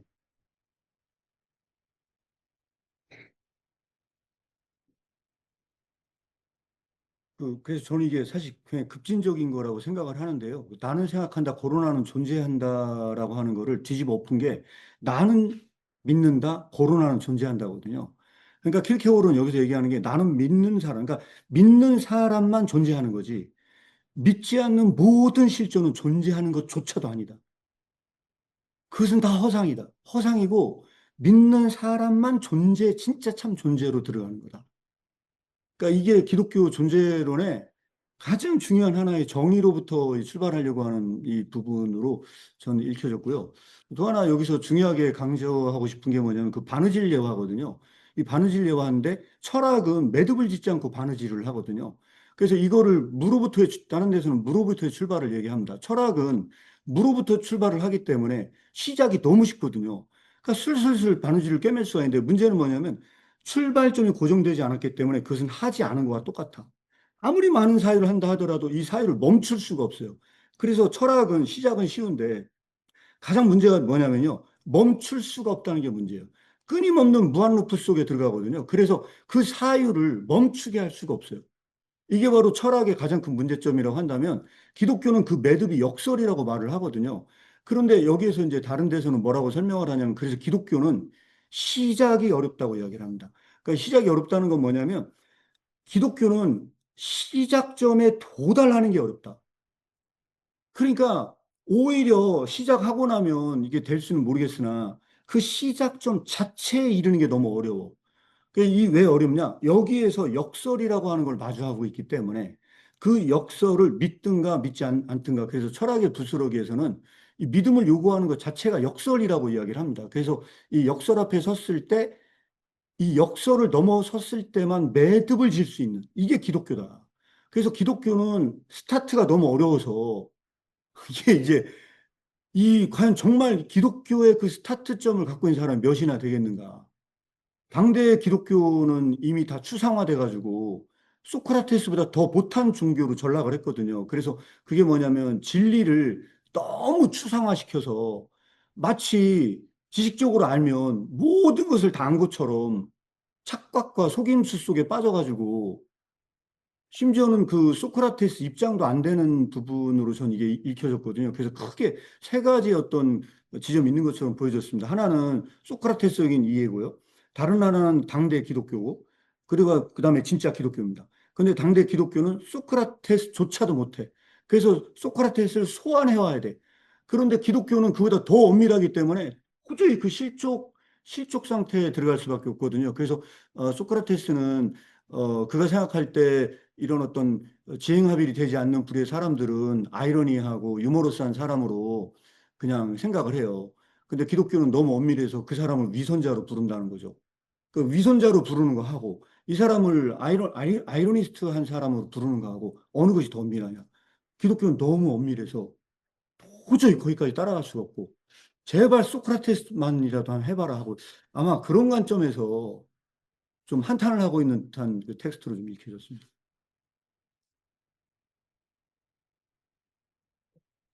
그, 네, 저는, 예, 저는 아까 뭐 계속 이제 얘기했지만 이런 신없는 인문 철학에서의 죄 있잖아요. 신없는 상태에서 이야기하는 죄하고, 기독교에서 이야기하는 죄가 그리스도교라고 해야 되겠죠. 그리스도교에서 이야기하는 죄가 사실은 되게 다르다는 부분 있잖아요. 그게 또 역시 마찬가지로 되게 좀, 어, 아주 엄밀하게 잘 다가오더라고요. 그 부분이. 키르케고 그 부분 너무 잘 다뤄준 것 같고. 근데 이제 사실은 이게 좀 생각을 해보면은 신없는 인문 철학에서의 죄를 보면 그게 이제 실제로는 용어 자체가 죄가 아니라 거의 뭐 도덕적 오류나 그냥 타자에 대한 유해한 행위라든지 이런 걸로 사실은 용어를 바꿔야 된다라고 이야기한 게 저도 제가 생각할 때 되게 타당하다는 생각이 사실 들 정도로 되게 가볍거든요, 실제로 보면. 가볍다는 느낌이 온단 말이에요. 이게 시간이 지남에 따라서도 되게 달라질 수 있는 거고, 인간 스스로가 계속 개발해야 되는 거고, 시대에 따라서 우리가 반성하면서 계속 그런 윤리들을 만들어 나가잖아요. 뭐 세상에서는 박수는 받을 수 있겠지만은. 근데 이제 또 특징이 뭐냐면은 결국은 전부 다 인간의 노력으로 해결이 가능하다는 결론이 다 나오거든요, 보면은. 대부분이. 그러니까 이제 심지어 불교조차도 자신의 노력으로 해탈을 통해 가지고 그 죄를 해결할 수 있다 이렇게 나오는 거기 때문에 실제로 보면은 신없는 인문 철학에서 죄를 다루는 방식을 보면 인간이 다 해결을 가능한 방식으로 사실은 또 가는 특징들이 또 있는 것 같다는 생각이 들고요. 근데 이제 아까 그 키르케고 책에 보면은 인간이 스스로 죄에 대해서 말하는 게 근본적으로 하나의 구실이고 변명이고 또 벌에 대한 경감책에 불과하다 뭐 이런 얘기들도 나오지 않습니까? 그러니까 이런 것도 너무 날카롭고 정말 대단한 좀 통찰이지 않나 이제 이런 생각이 사실 들어요. 들고 그리스도교적인 의미에서 그럼 죄는 무엇이냐? 이게 본질적으로는 아까 뭐 이제 하나님을 받아들이지 않는 거, 하나님 앞에 믿지 않고 또 하나님 안에서 존재하려고 하지 않는 뭐 그런 거라고 볼 수는 있는데 또 어떤 면에서 보면은 사실은 그리스도교가 세상에서 이야기하는 그런 민감성 있잖아요. 사람에 대한. 그러니까 이제 세상의 철학은 계속적으로 무엇이 도덕적 오류고 무엇이 잘못인지에 대해서 되게 치열하게 끊임없이 고민을 하는데 이제 그리스도교는 그러니까 신 앞에서 생각을 하는 그 부분들이 사실 그걸 포괄을 해줘야 되는데 그런 부분이 잘 안 되는 부분 그런 것들 이제 그런 것들이 조금 이렇게 발견이 될 때, 사실 그런 걸 가지고 오히려 뭐, 오히려 더 근원적으로 생각을 하고 있는 거기 때문에 우리는 세상의 눈치를 보지 않고 가는 거기 때문에 그렇다라고 오히려 더 자기 변명을 하면서 오히려 막 그렇게 가는 부분들이 더 많은 것 같기도 하고 제가 봤을 때, 그거 좀 같이 그런 부분들은 좀 공공이 생각해 줘야 되지 않을까라는 생각이 드는데, 예, 지금, 네네. 저 아, 지금, 하여튼, 지금 대표님 깔거리가 되게 말씀하신 게, 많았습니다. 대표님 네네. 말씀하신 거를 가장 잘 설명할 수 있는 게 그 당시에 죽음의 이름병을 쓸 당시에 했던 강화집이 있습니다. 그 강화집이 세 가지 강화가 있는데 그 중에 하나가 세리에 관한 강화가 있거든요. 여기에 이제 그거를 설명할 수 있을 것 같아서 말씀을 드리는데 그게 누가복음 18장 9절에서 14절까지의 내용을 가지고 강화를 만들었거든요. 여기서 누구가 나오냐면 바리새인과 세리의 기도가 나옵니다. 근데 그때 바리새인이 이런 기도를 합니다. 바리새인이 따로 서서 가로되 하나님이여 나는 다른 사람들을 토색 불이 간음을 하는 자와 같지 아니하고 저 세리와 같지 않음을 감사하면서 기도합니다. 라고 하는 이 바리새인의 죄에 대한 관점은요. 정확히 요즘 용어로 옮기면 인문학적 통찰 속에서 들어있는 하나님을 제외한 선상에서의 마치 죄론 같습니다. 물론 바리새인은 하나님을 믿는 사람이었어요. 그런데 여기서 세리는 어떻게 되느냐? 세리는 멀리 서서 눈을 들어 하늘을 우러러보지 못하고 다만 가슴을 치면서 나를 불쌍히 여기옵소서 나는 죄인이로소이다 하고 통곡하면서 기도를 합니다. 근데 기독교는 여기서 이 두 가지를 비교를 하면서 어떤 설명을 하느냐?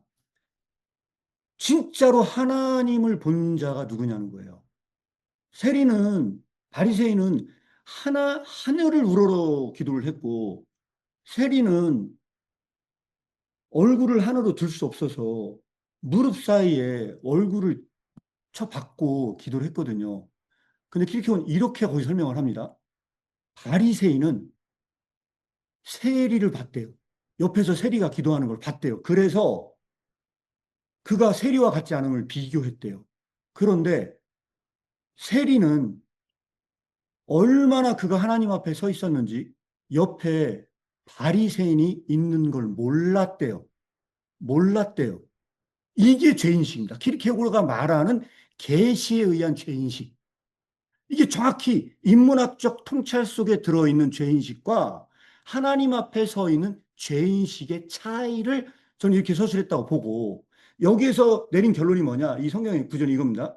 그때 내가 너에게 이르노니 이 사람이 저보다 의롭다 하심을 받고 집에 내려갔느니라.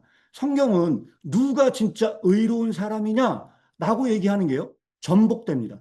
인문학적 통찰 속에서는 바리새인이 의로운 사람이야. 그런데 기독교적인 죄 인식에 따르면 내가 죄인이라고 통곡한 그 사람이야말로 정말로 의로운 사람이야. 이게 바로 정확한 키르케고르가 그 당시에 죽음의 누명을 썼을 당시에 썼던 강화가 일종의 해답으로 제시한 내용 중에 하나가 저 이거라고 생각을 합니다.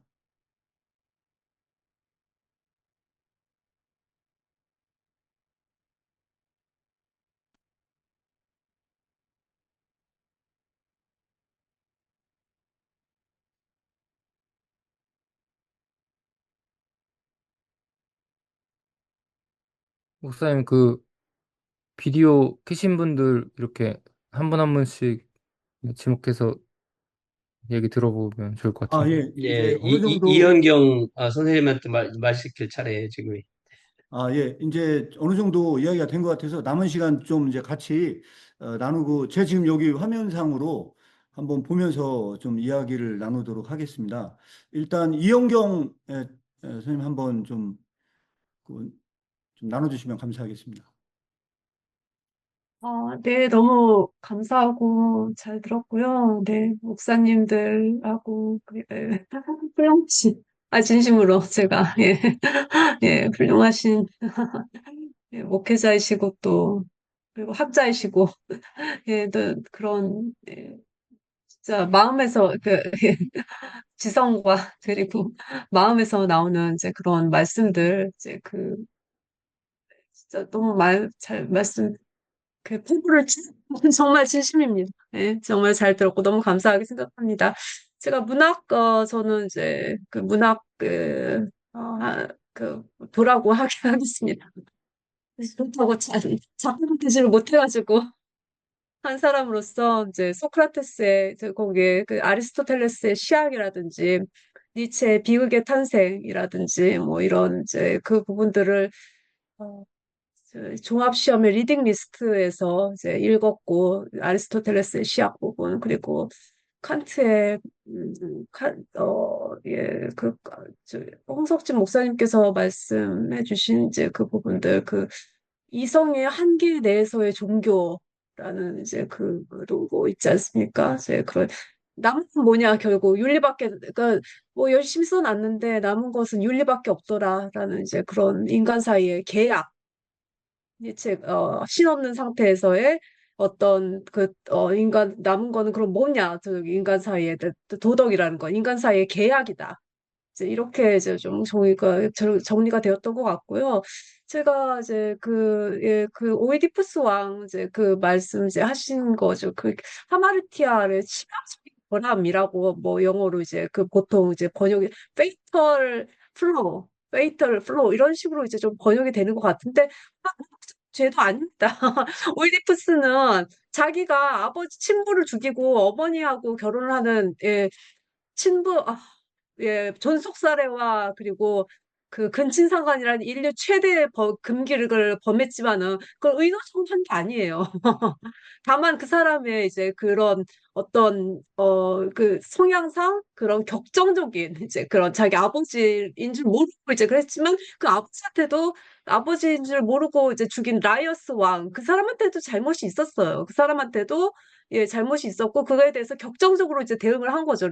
오이디푸스는 자기의 운명을 피하기 위해서 최선을 다했습니다. 자기의 저기 친부를 죽이지 않기 위해서 예, 도망친 곳이 자기 친부가 저기 자기를 걷어준 양부가 자기 친부라고 생각하기 때문에 걷어준 것이 아닌 곳으로 도망을 쳤고 그래서 결국 갔던 곳이 어, 그래서 아폴로 신전에 갔었고 거기에서 자기의 친부인 라이오스 왕하고 이제 싸움을 붙었는데 그것도 먼저 자기가 이제 도발을 한 것도 아니고 이제 그렇게 해서 이제 그렇게 해서 그것도 고의적으로 죽인 것도 아니고 그런 다음에 막 방랑하다가 돌아온 곳이 테베 자기의 이제 그런 이제 그 고향 어머니 그리고 그 스핑크스의 그 문제를 이제 푼 것도 이제 굉장히 이타적인 이제 그런 의도에서 그 역병을 그치게 하려는 그런 의도에서 풀었고 이제 그래서 그 결과상으로 자기 어머니하고 이제 결혼을 했는데 그 어머니가 이제 거기에 보면은 꼭 마치 왕비가 아니라 그 왕군이 그 어머니한테 있는 것 같아요. 약간은 어느 정도는 그 어머니하고 그 이스테하고 결혼하는 사람이 곧 그 왕이 되는 약간 이런 구조인 것 같습니다. 그런데 그 오이디푸스가 그렇기 때문에 자기가 그 죄를 그 인류 최대의 금기를 범했다는 것을 알았을 때 자기 눈을 찌르잖아요. 자기가 저기 이 죄를 범했다. 나의 어머니에게서 나의 진짜 형제인 내 자녀들을 낳았고 이제 뭐 이런 그런 걸 하는데 그걸 하라고 이제 하는 저도 저기 기독교에서 그리스도교에서 하마르티아라고 하는 것을 그 관역의 기준인 기준인데 하나님의 기준에 관역에 미치지 못함 혹은 거기에 혹은 허물 혹은 거기에 다다르고자 하나 그 힘을 거기에 미치지 못해서 떨어짐 이렇게 이제 알고 있는데 거기에 오이디푸스 왕에서 나오는 그 치명적인 그 단점이라고 fatal flaw라고 치명적인 그 flaw 뭐라고 해야 되나요? 실수라고 해야 되나요? 허점이라고 해야 되나요?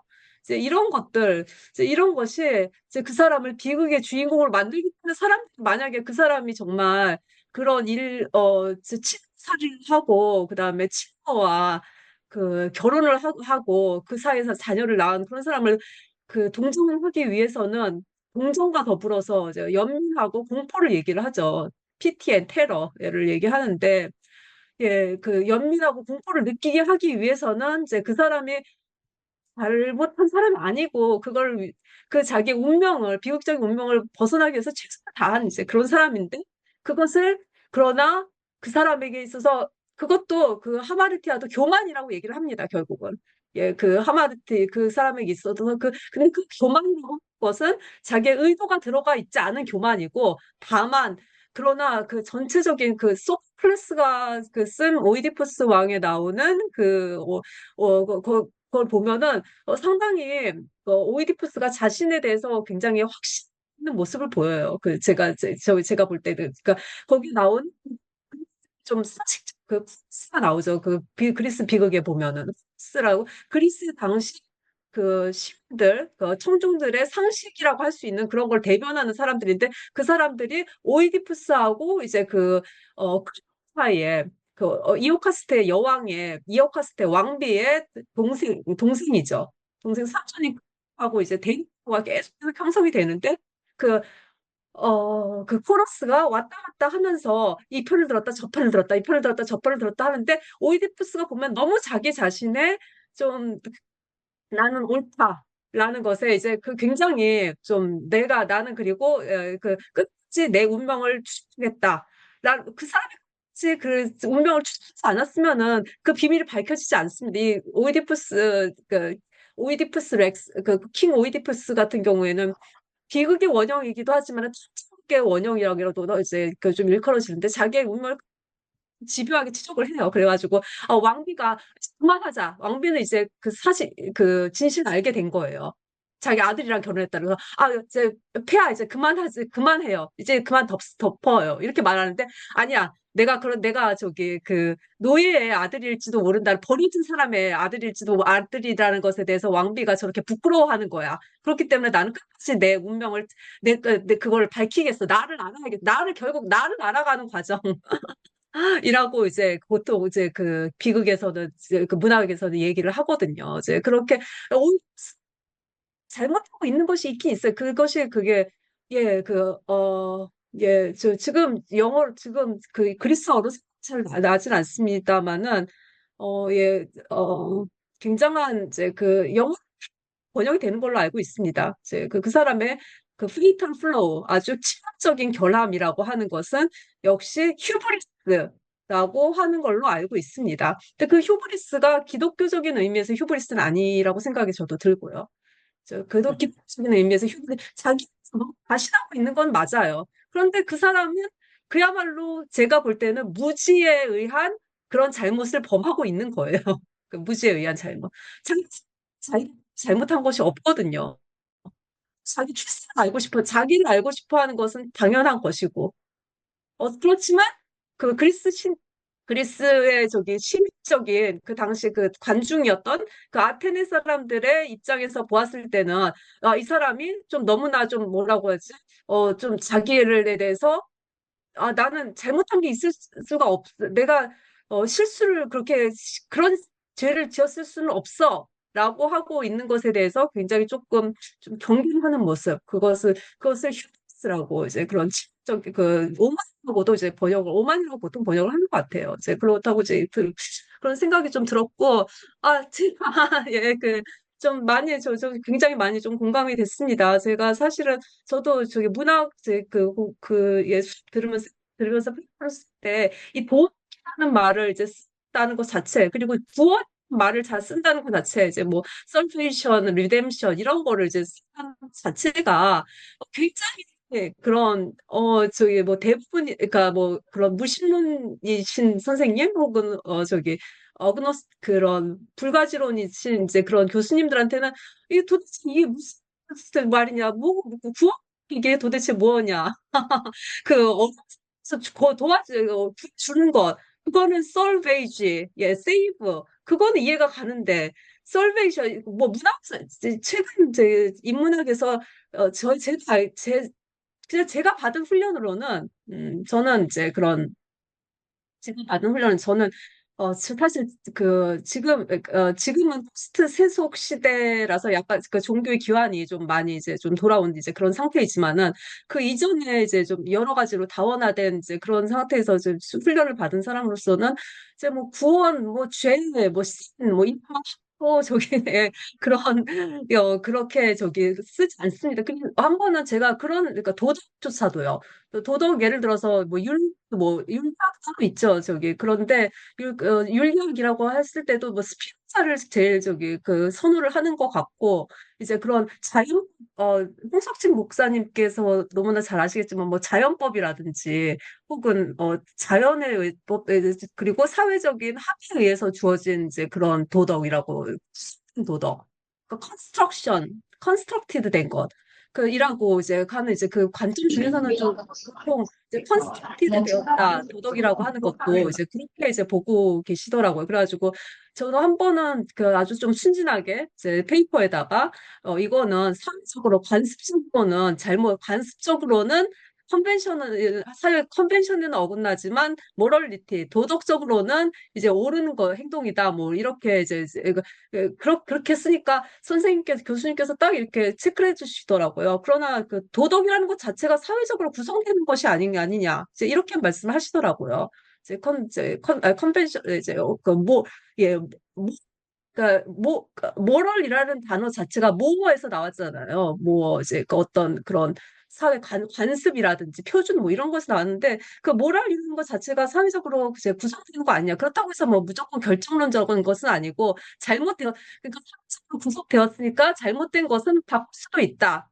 사회적인 합의에 의해서 뭐 이런 이제 그런 컨스트럭션 이제 이런 관점을 취하고 있는 것을 좀 보았기 때문에 말씀하신 대로 저 기독교에 입문하는 거 예 그런 이제 그 관점을 가지고 있을 때는 이제 이게 도덕이라는 건 윤리 도덕 그다음에 죄 이 구분 자체가 이제 워낙 너무나 이제 다르다라는 이제 저도 이제 그런 거에 너무 많이 이제 동감을 하고 그리고 저는 이제 문에서 문학 얘기를 하는 게 제가 뭐 경험한 게 그 세 개밖에 없으니까 제가 한 번은 예 저는 사실 영문학이랑 국문학을 전공을 했는데 영문학 수업에서는 한번 이제 그 했는데 제가 이제 그때 주일학 교사하고 있었기 때문에 그런 아담과 하와가 선악과를 따먹은 게 뭐가 그렇게 잘못이냐 뭐 이제 이런 얘기를 하다가 뭐 그걸 먹고 이제 뭐 하나님이 될 거라고 이제 저기 생각하고 먹은 것 그 자체 그러니까 자기가 하나님 자리에 올라 선악의 기준이 되겠다 인간인 피조물이 하나님 피조물인 자기 것이 아닌 것을 탐낸 것. 그런 것이 이제 그것 자체가 이제 어떤 그런 제 근본이다. 자기가 기준이 되어 있는 것. 자기가 하나님 자리에 올라서 선악의 기준을 판별하게 된 것. 그러나 먹은 다음에 결과적으로는 하나님 같이 되지도 못했고, 그러니까 속은 거죠. 그런 사탄의 그 하수인인 뱀한테 속은 거죠. 그러고 되지도 못했고 오히려 그렇게 이제 말하니까 그 문학생에서 웃음인 거예요. 그래서 그리고 이제 이제 결론이 난 거는 저기 나무라는 것은 tree of knowledge라고 그건 지식의 나무이지라 지식의 나무인 거고 그거를 먹었기 때문에 인간은 그러니까 자기 자신에 대한 지식을 갖게 된 것이다. 자, 이제 이렇게 이제 그 해석이 되더라고. 이렇게 이제 분위기가 흘러가더라고요. 그런데 이제 그 tree of knowledge of good and evil인데 제가 알기로는 그걸 문학적으로 이런 식으로 이렇게 어떻게 appropriate 뭐라고 해야 되죠? 이제 유용한다고 해야 되나요? 이제 이용한다고 자기식으로 변용을 한다고 전유한다고 해야 돼 전유한다고 해야 되나요? 예, 뭐 이런 식으로 이제 좀 이렇게 흘러가고 있는 걸 좀 저는 좀 봤습니다. 좀 요즘 워낙 다시 퍼스트 세속 이제 그런 물결이 있기 때문에 혹석진 목사님 말씀하신 뭐 아간벤이라든지 혹은 뭐 저기 등등등 이제 뭐 이런 사람들 지잭이라든지 이런 사람들이 다시 어느 정도는 철학자들하고 이제 뭐 알랭 바디우 뭐 등등 이제 뭐 신학자들하고 이렇게 대화를 하고 있기 때문에 급진 정통주의자라고 하는 사람들 제가 알기로는 영국에 있는 급진 정통주의자라는 사람들이 뭐 하고 지적하고 책을 이제 이렇게 그 제목도 참 하지만 Jesus is the monster. 예수님은 괴물이다. 네, 아유, 시간이 예, 많지 죄송합니다, 않아가지고 이 선생님. 정도. 네, 감사합니다. 네, 아유, 저기 의견 감사드립니다. 뭐 제가 제 생각에는 이런 그 운명을 강조하는 그리스 철학에서는 죄론이 들어오기가 쉽진 않은 것 같습니다. 이런 정도 말씀드리고요. 그리고 혹시 옥보이 선생님 한번 좀 이야기 좀 해주실 수 있을까요?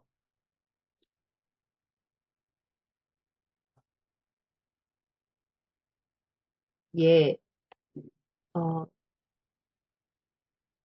제가 처음 복음을 들었을 때 반응이 뭐였냐면, 내가 왜 죄인이에요? 였어요.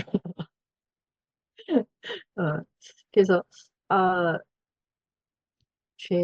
죄가 뭔지 몰랐던 자연인 상태에 제가, 어, 죄가 무엇이다를 이제 그것을 알면서 하나님이 어떤 분이신지 알게 된 것 같고요. 음, 그래서 결론이 너무 멋진데, 기독교적으로 말해서 죄는 무지다. 죄가 무엇인지를 모르는 무지다. 그런데 보충되어야 하는 것. 죄란 하나님으로부터의 계시로 말미암아 죄가 무엇인지 해명된 후에 어, 하나님 계시에서 내가 죄인이구나라고 안 후에 하나님 앞에서 내가 절망해서 자기 자신이라고 하지 않는 것과 혹은 절망하여 자기 자신이라고 하는 것. 이런 선택도 할 수 있었구나. 이렇게도 선택 가능한 거네. 근데 그렇게 가지 않고 내가 하나님 앞에 죄인이고, 하나님 앞에서 내가 어, 정말 알려고 하는 거. 이렇게 선택을 해서 가는 것이 이게 하나님 은혜구나. 이런 것들이 오늘을 느껴져서 되게 감사한 시간이었습니다. 감사합니다. 예, 의견 감사드립니다. 그리고 오늘 사실 처음 들어오신 분이 계십니다. 어, 염지인 자매님, 혹시 한번 켜주시고 소개해 주시고 한번 이야기 좀 나눠주실 수 있을까요?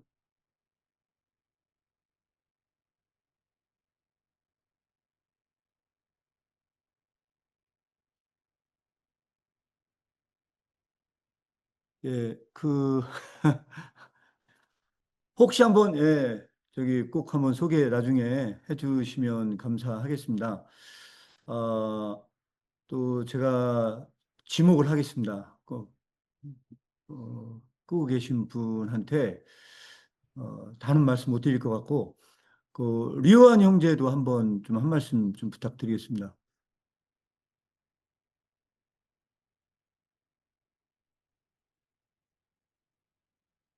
네.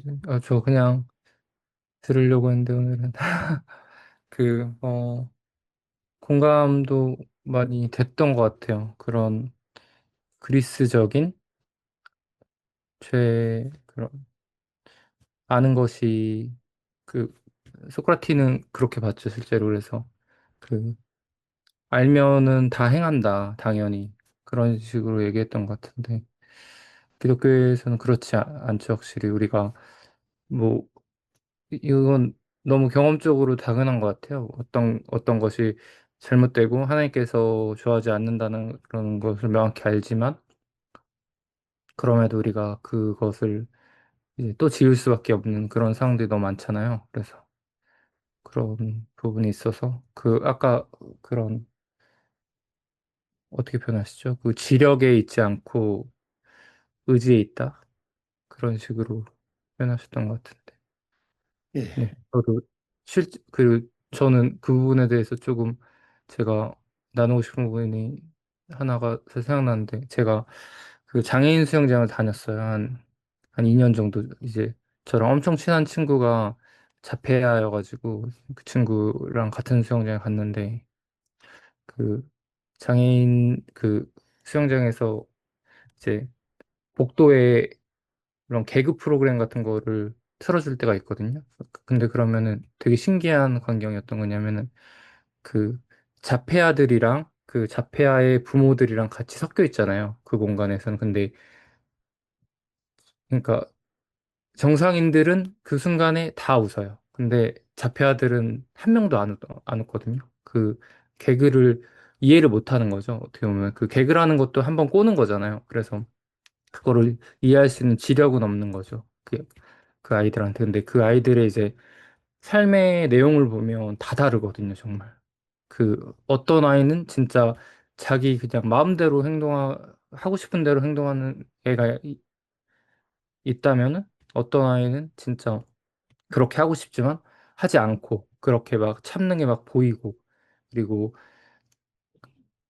그런 어떤 희생하려고 하고 이런 것들이 되게 많이 느껴졌어요. 저는 그래서 그때 또 저는 많이 느꼈던 것 같아요. 그런 제가 어떻게 보면 본의 아니게 어떤 임상 같은 걸 하게 된 건데, 아, 진짜 더욱더 어떤 믿는다는 게, 그리고 어떻게 보면 구원이라는 거가 삶의 내용에 있는 거구나.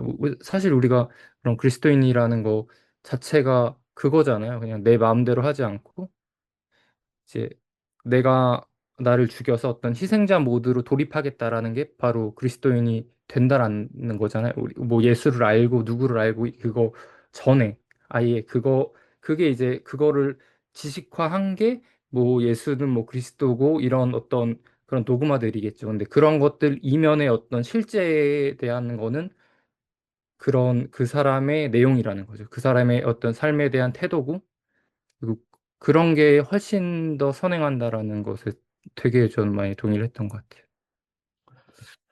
예, 의견 감사드립니다. 그리고 여기 연구소에 또 정준 형제 나와 있는데, 그래도 나왔습니다. 한 말씀 부탁드리겠습니다.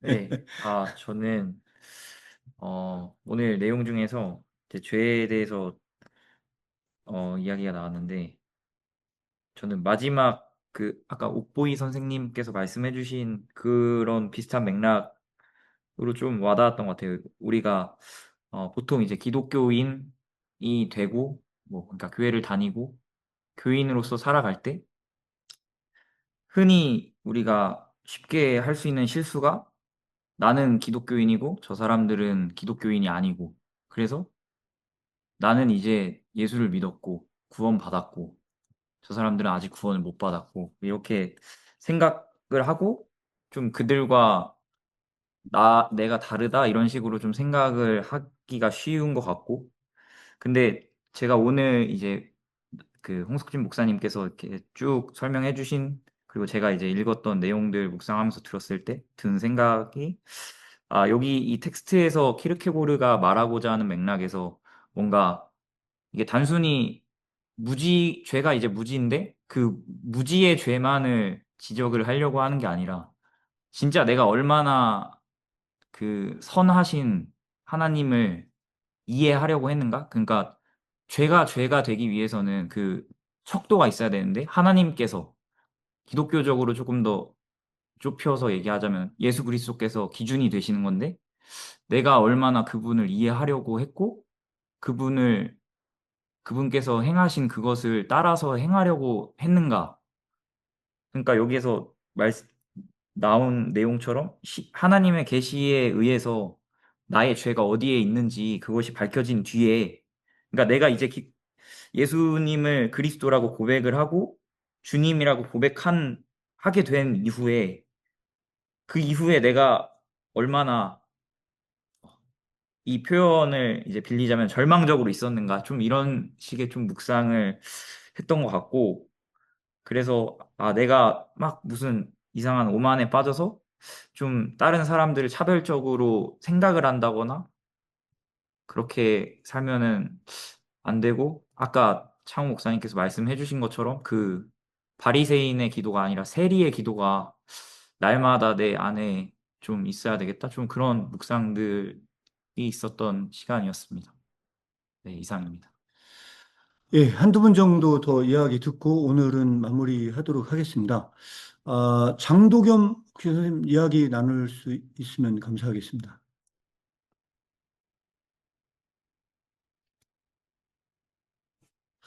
예, 혹시 그 이야기 안 되시면 그러면 서철원 목사님 혹시 한 말씀 해주실 수 있을까요?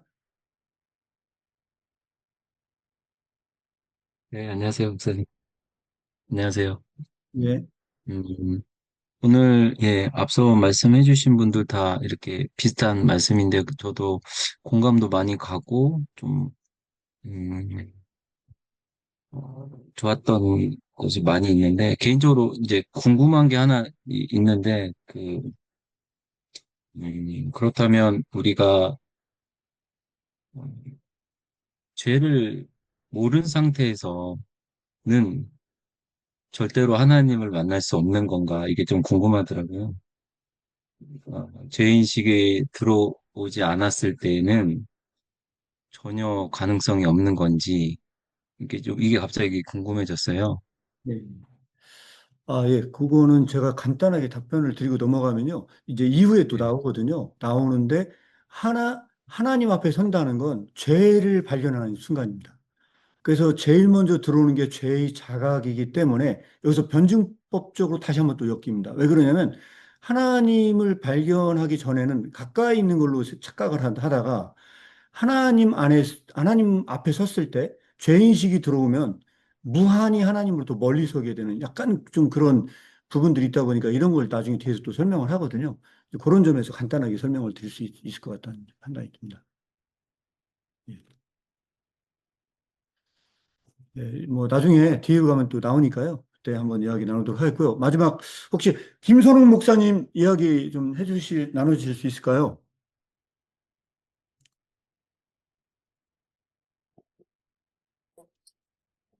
목사님, 안녕하세요. 제가 예. 지금 어디를 가족들이랑 와가지고 길을 걷고 있어가지고, 예. 예, 좀 그렇긴 한데, 오늘 저 너무너무 감사하고, 홍석진 목사님 아까 어거스틴이, 아, 숨동사, 부정사하고 꾀가래 동사 가지고 이제 죄, 명사 가지고 어거스틴이 4단계로 인간을 했다라고 하는 부분이 오늘 아주 인상적이었고요. 또 죄에 대한 부분들, 단지 이제 우리가 신앙생활 하면서 이제 실족했다 그러면은, 나 기분 나쁘게 해가지고 나 실족했어. 이제 그런 것이 많은데, 사실은 이 죄와 하나님과의 관계에서 이 실족이라고 하는 부분을 더 깊이 좀 생각을 해봐야 되겠다라는 생각이 들었습니다. 또 하나, 제가 요즘에 이제 청년들이랑 같이 이렇게 이야기를 하고 이렇게 하면서, 신정론 있잖아요.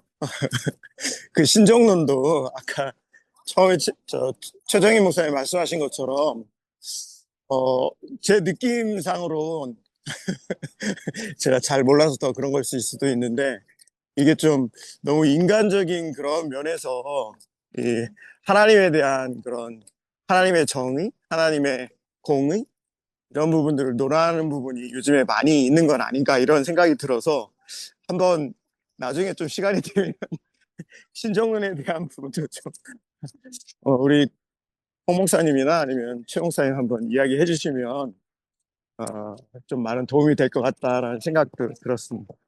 감사합니다. 네. 예, 감사합니다. 시간이 많이 지나가서 오늘은 한 이 정도 하고 마무리를 해야 될 것 같습니다. 늦게까지 이렇게 참석해 주시고 또한 항상 좀 준비해 주신 홍석진 목사님 너무너무 감사드립니다. 다음 시간에 뵙도록 하겠고요. 오늘 마무리는 제가 그냥 기도하고 전체 마무리하도록 하겠습니다. 기도하고 마치도록 하겠습니다. 기도하겠습니다. 주님, 이렇게 죽음에 이르는 병도 어느덧 이제 후반부에 이르게 되었습니다.